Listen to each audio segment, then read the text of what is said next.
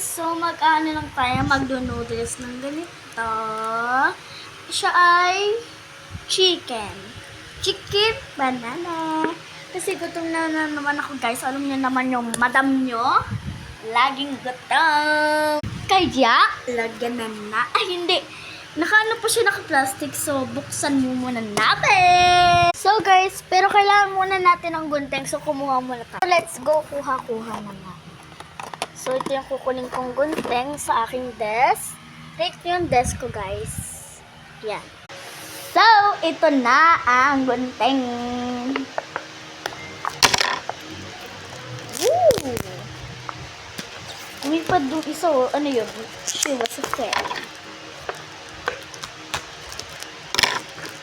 Satisfying naman siya buksan. Wait ko paano ito eh. Ano siya? 11/10. Yan, satisfying.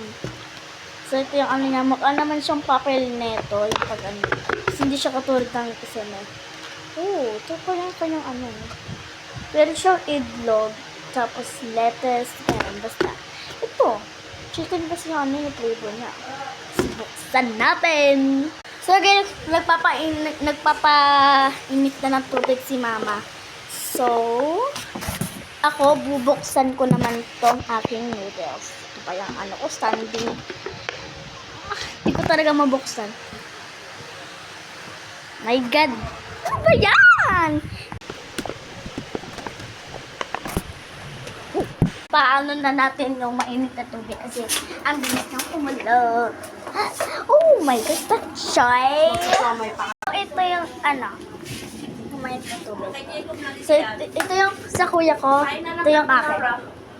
Pagano ko lang ito ng cup noodle? Guys, I think ano, na matagal pa tayo maghihintay. So, hintayin muna natin siya. So guys, nalagyan naman siya ng mainit na tubig. So, tingnan muna natin siya. Just the noodles, nakatablob muna alangan. So, yan. Pinakita pa yun nandito. So, hintayin muna nga talaga natin siya, guys. Hindi ko talaga kaya maghintay, kaya titingnan ko. Oh, mainit. Oh, mainit din. So, pag gusto nila part 2, go lang kayo sa part 2 at makikita nyo kung anong magiging kalabasan ng aking noodles. So, bye!